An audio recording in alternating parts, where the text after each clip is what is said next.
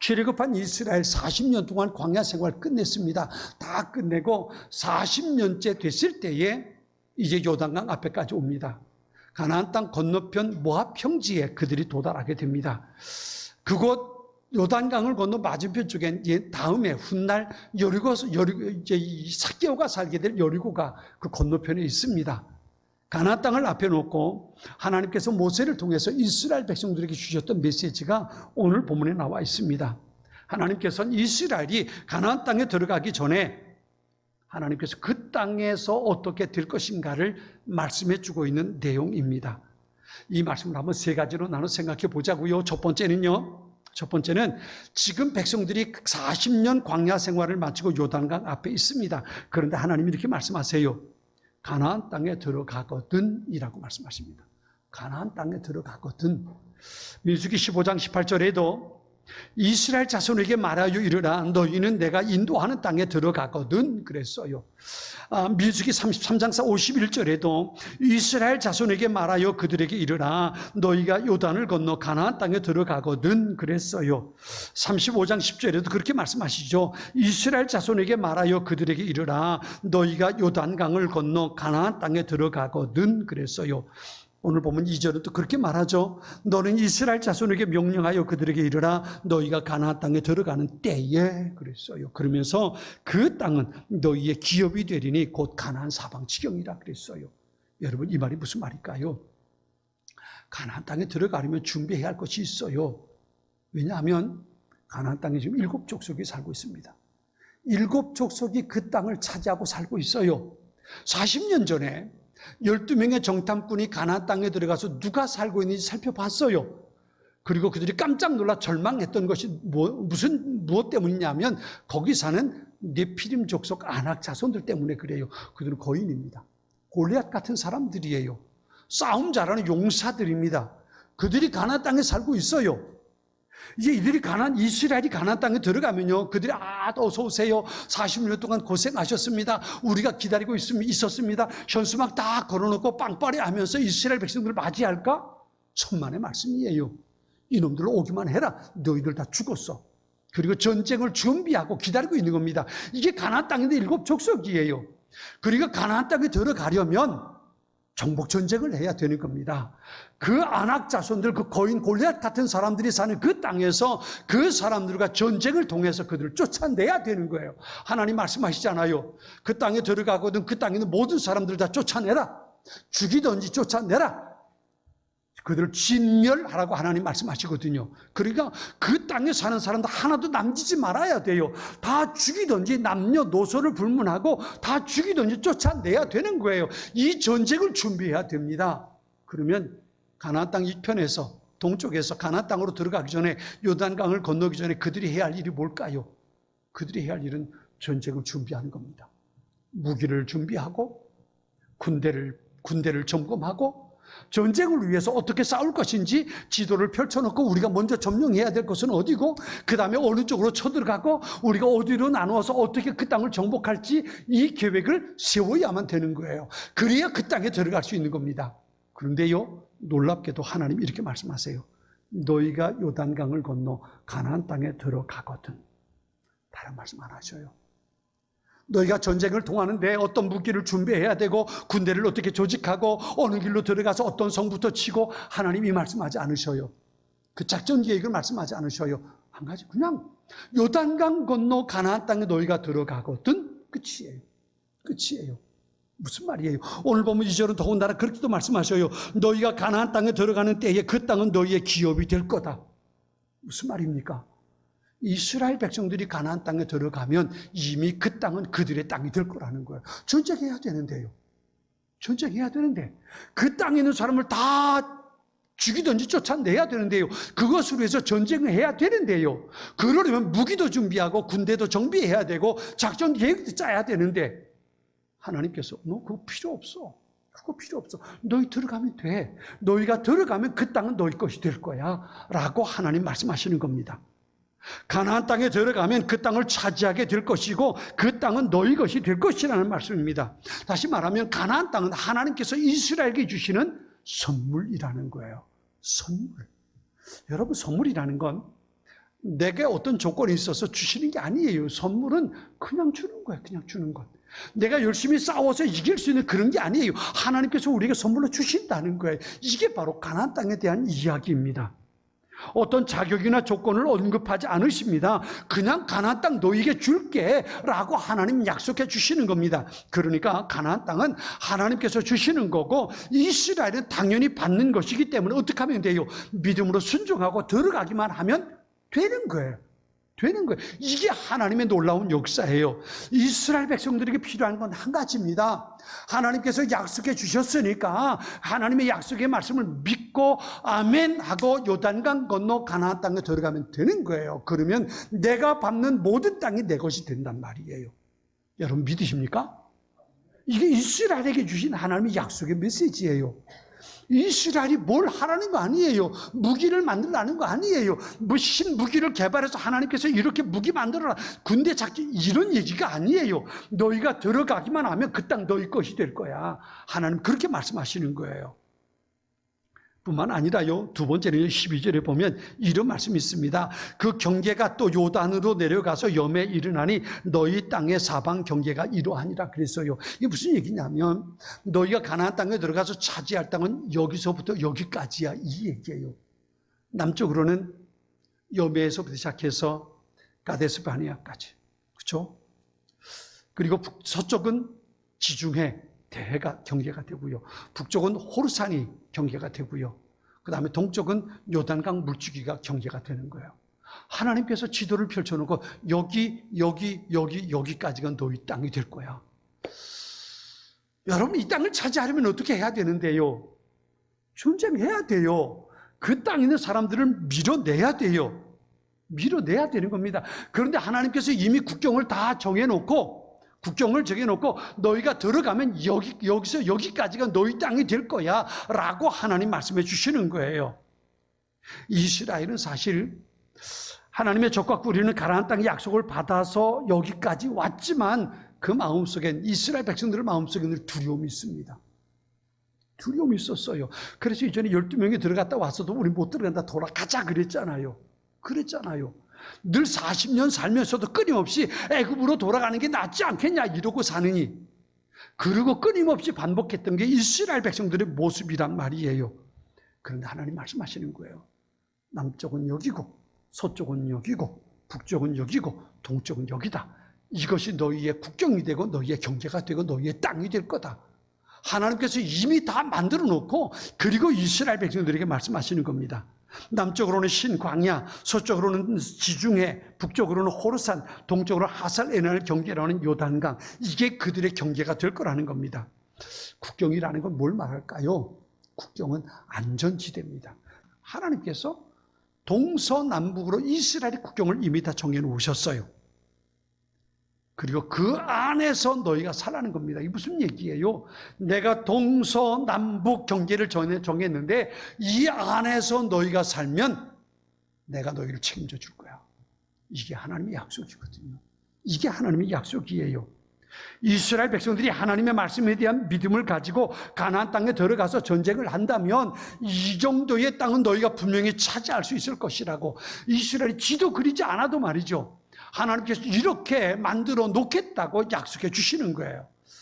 근데 사실 이 모습은요, 이전에 하나님께서 아브라함에게 약속해 주신 게 있어요. 창세기 15장 18절에 보면 하나님께서 아브라함에게 이렇게 약속하십니다. 그날에 여호와께서 아브라함과 더불어 언약을 세워 이루시되 내가 그 땅을 애굽 강에서부터 그 큰 강 유브라데까지 네 자손에게 주리니 그랬어요. 여기 유브라데 강까지라고 국경이 돼 있어요. 그런데 지금 여기 하나님께서 이스라엘 백성들에게 말씀하시는 건 그것의 3분의 2 정도 되는 겁니다. 아브라함에게 약속하신 것의 3분의 2 정도 되는 작은 규모입니다. 아브라함이 약속하신 것보다 작은 모습을 지금 이스라엘에게 말씀해 주시는 거예요. 왜 그랬을까? 하나님께서 아브라함에게 약속하신 거 그대로 주시면 되는데 왜 그대로 주지 않고 그 작게 3분의 2 정도 되는 규모로 줄여서 하나님 말씀해 주셨을까? 나중에 다윗과 솔로몬 때 비로소 아브라함에게 약속하셨던 유브라데 강까지 국경이 넓혀집니다. 그리고 하나님께서 아브라함이 약속하신 그 땅이 그렇게 확장됩니다. 그때까지는 하나님께서 여기 말씀하신 대로 3분의 2 정도 작은 규모로 그들이 살게 됩니다. 왜? 왜 하나님께서 아브라함이 약속하신 대로 주지 않으시고 작게 주셨을까? 두 가지를 생각해 볼 수 있어요. 하나는 지금 이스라엘 백성들의 규모가 작아요. 백성들이 그만큼 많지 않아요. 그리고 더 넓은 땅이 필요가 없는 거예요. 넓은 땅이 필요가 없어요. 지금 하나님께서 말씀하신 것이 적당한 크기가 되는 거예요. 욕심 부리지 말고 너희가 관할하지도 못하는 거 크기 말고 이 정도만 됐다. 나중에 너희가 많아지면 그 다음 확장할 수 있어라고 하나님 말씀하시는 거죠. 또 하나는요, 뭐냐면 또 하나는 이스라엘 백성들이 그만큼 넓은 땅을 관리하는 게 불가능한 거예요. 저는 이 말씀을 보면서 이런 묵상을 해봅니다. 하나님께서 우리를 바라보시는 것도 그와 같을 수 있겠다는 겁니다. 내가 믿음이 작은데 하나님께서 내게 많은 축복을 해주시면 어떻게 될까요? 그것 때문에 시험에 들어 넘어지는 거예요. 넘어지는 거예요. 내가 감당할 수 있을 만큼만 있으면 되는데 내가 감당하는 것보다 벅차게 내게 뭔가가 생겨지면 그것 때문에 내가 넘어져 버리게 되고 마는 거예요. 저는 그런 분들을 참 종종 봅니다. 신실하게 신앙생활 하던 사람이 사업이 잘 되니까 그만 영적인 신앙생활의 삶이 무너져 버려요. 무너지게 되는 모습을 봅니다. 하나님께서 내가 감당할 수 있을 만큼만 내게 복 주시는 거예요. 내가 믿음이 더 커지면 내가 감당할 만큼 믿음의 규모가 커져버리면 하나님께서 그만큼 내게 부어주실 거예요. 난 왜 이렇게 살까? 여러분 잘 생각하세요. 하나님은 내게 왜 이렇게밖에 복 주시지 않을까? 그건 이유는 한 가지예요. 내가 감당할 믿음의 사이즈가 그 정도니까 그런 거예요. 더 많이 주셨다면 내가 넘어질 것 같으니까. 나를 나보다 더 잘 아시는 하나님께서 내가 감당할 수 있을 만큼만 내게 주시는 거예요. 주시는 겁니다. 그리고 더 달라고 욕심 부릴 필요 없어요. 그렇죠? 욕심 부려봤자 하나님 안 주실 거고요. 만일 그걸 내가 억지로 얻게 된다면 내가 그것 때문에 넘어질 수 있단 말이에요. 하나님께서 지금 이스라엘에게 이 정도면 돼서 지금 너희는 이렇게 살아 국경을 정해주는 이유가 바로 거기 있었던 거거든요. 이것이 바로 하나님께서 그들에게 주신 소중한 메시지입니다. 오늘 우리에게 필요한 만큼 내가 감당할 수 있을 만큼만 하나님께서는 우리에게 은혜를 베풀어 주신단 말이에요. 그러니까 필요 이상으로 구할 것도 없어요. 우리에게 더 많은 것이 필요할 때, 그리고 내 믿음의 그릇이 더 커졌을 때 하나님은 우리에게 더 부어주실 거예요. 아멘? 더 부어주실 거예요. 그러니까 더 중요한 건 뭐냐면요, 하나님 더 많이 주세요 이게 아니고, 우리에 정말 필요한 건 뭐냐 하면 하나님 더 많이 주세요 이게 아니고요, 내 믿음을 더욱 키워가게 도와주세요. 이게 먼저가 돼야 되는 거예요. 내 믿음의 그릇이 먼저 커져야, 내가 감당할 수 있는 믿음의 담대함이 있어야 더 큰 일들을 하나님께서 내게 맡겨주시고 내가 그 일을 해낼 수 있는 거예요. 내가 그것을 누리며 살아갈 수 있는 거거든요. 그런데 내 믿음은 요만한데 하나님 이만큼 주세요라고 말하면 그건 욕심인 거예요. 탐심인 거예요. 그렇게 주시지도 않겠지만 만일에 내가 그것을 차지한다면 그것 때문에 나는 넘어져 버릴 수 있단 말이에요. 중요한 건 내가 하나님께서 주시는 더 큰 복을 감당할 수 있도록 내 믿음의 그릇을 키워가는 겁니다. 키워가는 거예요. 하나님 내 믿음을 더 키워주세요. 연단을 통해서, 말씀을 통해서, 하나님의 은혜를 통해서 내 믿음이 더 커져갈 수 있게 해주세요. 그러면 커져가는 그 믿음 위에 하나님은 빈 곳을 남겨두지 않고 하늘의 것으로 채워주시는 거예요. 그게 개인이든 가정이든 교회든 어떤 일이든 마찬가지입니다. 여러분의 믿음의 그릇을 키워갈 수 있는 하나님의 사람들 될 수 있기를 축원합니다. 또 한 가지 놀라운 것은요, 하나님께서 그 땅을 주시면서 이렇게 말씀하세요. 제비 뽑아 나누라는 겁니다. 제비 뽑아 나누라는 거예요. 오늘 본문에 그렇게 말씀하시죠. 오늘 본문에 있는 말씀을 보면 그 땅을 제비 뽑아 나누라고 하나님 말씀하시는 내용을 볼 수 있어요. 13절에 보면 모세가 이스라엘 자손에게 명령하여 이르되 이는 너희가 제비 뽑아 받을 땅이라 그랬어요. 여러분, 가나안 땅은요, 가나안 땅은 산악지대가 많습니다. 평야는 그리 많지 않아요. 산과 골짜기가 있는 땅이 가나안 땅 팔레스틴입니다. 평야도 있어요. 평야 지금 가서 보면, 성지순례 가서 보면요, 참 놀라운 천지개벽을 이루었다 그래요. 야자나무를 키우는 과수원도 엄청나게 크고요. 바나나 농장도 엄청나게 있고요. 그리고 굉장히 많은 것을 지금 키워놨어요. 그런데 그럼에도 불구하고 이스라엘은 여전히 산과 골짜기가 있는 땅입니다. 여러분 생각해 보세요. 그러면 12지파가 그 땅에 들어가서 무슨 일이 생길까요? 나 이 땅 차지할래. 우리는 이 평야에서 살래. 좋은 땅 차지하기 위해서. 여러분 그렇잖아요. 아파트 분양을 해도 더 좋은 곳에 가려고 얼마나 애를 써요. 그래서 지난번에 광고 한번 보니까 그런 광고가 나왔던데요. 선착순 분양한대요. 선착순.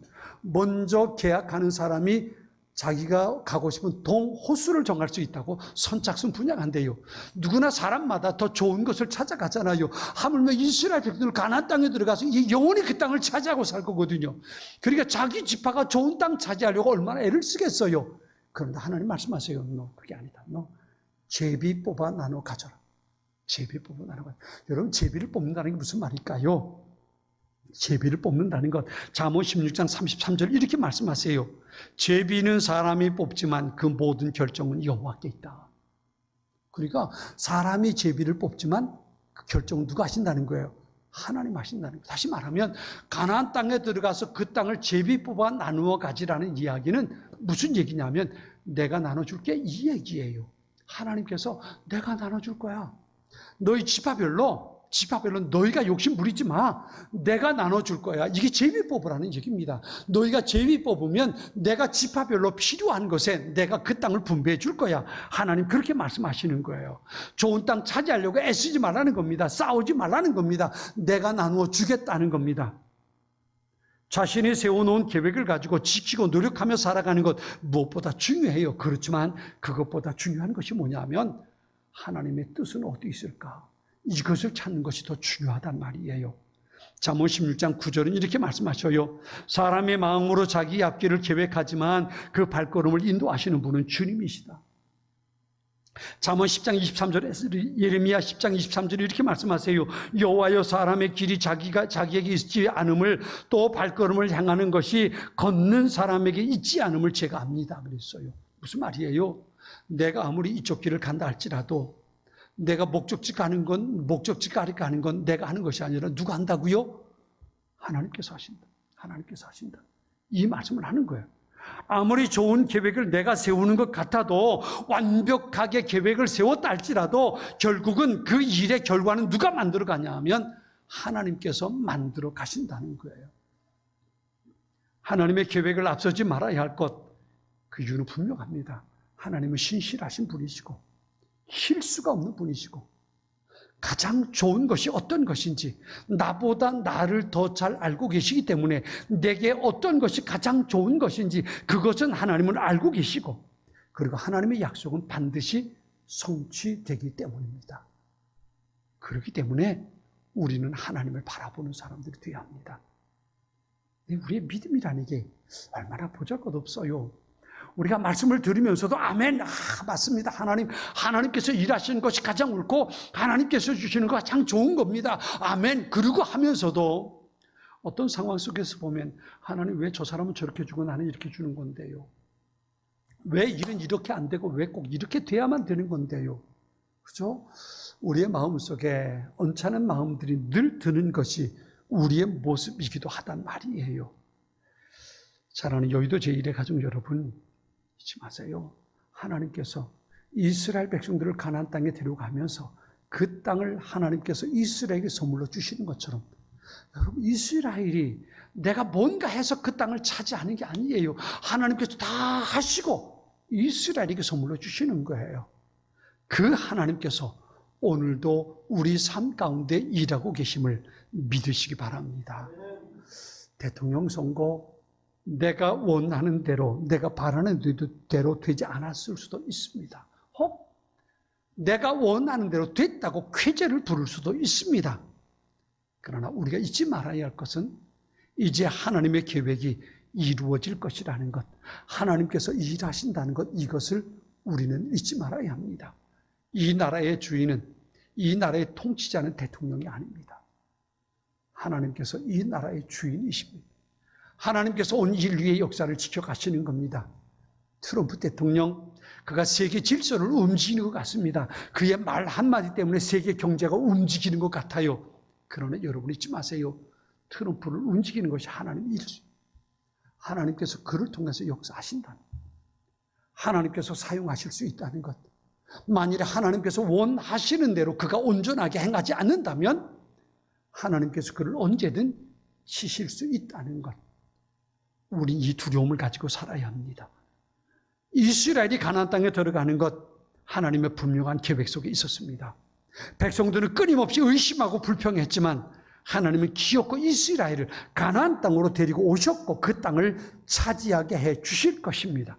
이 일은 하나님께서 아브라함에게 약속하신 것이고 이제 그 약속을 한 가지 한 가지 이루어 가고 계신 겁니다. 우린 이런 고백을 가져야 합니다. 이 일은 하나님께서 하실 것입니다. 가나안 땅에 들어가거든 너희 땅의 사방 경계가 이러하다. 너희가 제비 뽑아 받을 땅이다. 이 말씀은 이렇게 하나님 말씀하시는 겁니다. 내가 할 거야. 내가 할 거야. 너희가 할 것이 아니라 내가 할 거야. 여러분 40년 전에 가나안 땅 국경에서 12명의 정탐꾼을 보내고 돌아온 그들이 보고할 때 그들은 잊어버렸던 것이 바로 이겁니다. 우리 이거 못해. 우리 이거 못해. 우린 그들과 싸워 이길 수 없어. 우리가 그들과 어떻게 전쟁에서 이길 수 있겠어. 그들은 거인인데 그들 앞에 우린 메뚜기 같아. 우린 도무지 그들과 싸울 수 있는 능력이 없어. 그 성이 얼마나 견고한지 우리 그 성 무너뜨릴 수 없어. 우린 못해. 그러니까 못 들어가. 모세 죽이고 새로운 지도자 세워서 애굽으로 돌아가서 바로왕과 협상하자. 그리고 그들은 말했어요. 그들이 잊어버린 게 있잖아요. 그들이 잊어버린 게 있잖아요. 뭐예요? 내가 할게. 이 하나님의 약속을 잊어버린 거예요. 하나님은 내가 할 거야. 내가 줄 거야. 내가 일할 거야. 내가 한다니까. 내가 준다니까. 하나님 말씀하시는데 그들은 말하는 겁니다. 우린 못해. 우린 들어갈 수 없어. 우린 거기에 이길 수 없어. 그러니까 불가능하니까 돌아가자. 그들이 잊어버린 게 한 가지. 하나님을 잊어버린 거예요. 하나님을 잊어버린 겁니다. 우리가 살아가는 삶이 그와 같습니다. 하나님을 잊어버리지 마세요. 하나님을 잃어버리지 마세요. 하나님께서 하실 거예요. 하나님께서 일하고 계세요. 대통령 우리 국민들이 뽑았어요. 그가 대통령으로 이 나라를 지켜갈 거예요. 여러분 하나님께서 일하실 거예요. 그가 일하는 거 아니에요. 그래서 우리는 하나님 앞에 기도해야 합니다. 하나님 이 땅에 세워진 정치 지도자가 하나님의 말씀 앞에 거룩함으로 설 수 있게 해달라고. 아까 우리 장로님 기도하셨습니다만 하나님을 두려워하는 사람으로 세워지게 해달라고. 그가 세우는 모든 정책들이 하나님 보시기에 어긋나지 않게 해달라고. 저는 믿는 게 있어요. 만일에 그가 하나님 앞에 옳지 않은 것을 결정한다면 하나님께서 그를 얼마든지 치실 수 있다는 것. 치실 수 있다는 것. 이건 하나님이 하시는 거예요. 대한민국이 하나님을 얼마나 사랑하시는데요. 하나님께서 하실 거예요. 우린 이재명 대통령을 위해서 기도하는 것이 아니라 이 나라와 민족을 위해서 하나님 앞에 기도하는 거예요. 하나님, 이 나라의 지도자들을 주님 지켜주세요. 하나님께서 오늘도 일하신다는 것을 믿고 하나님께서 그들의 생각을 지켜주실 수 있도록 하나님께서 그들의 마음을 다스려 주실 수 있도록 우리 기도해야 합니다. 또다시 그런 불행한 일이 생기지 않도록 대한민국이 앞을 향해서 전진해 가는 그 일을 위해서 하나님께서 역사하시고 하나님께서 도와달라고 우리 이 나라와 민족을 위해서 하나님 앞에 기도하는 사람들이 될 수 있어야 합니다. 이것이 우리에게 주신 하나님의 거룩한 음성이에요. 하나님께서 하실 거예요. 우리가 분별하지 말자고요. 하나님께서 하실 거예요. 하나님의 역사하심을 기대하면서 이 나라와 민족을 사랑하시는 하나님께서 더 좋은 나라로 이끌어가 주실 수 있도록 하나님의 도우심을 구하고 기도하는 하나님의 사람들 우리 모두 될 수 있기를 축원합니다.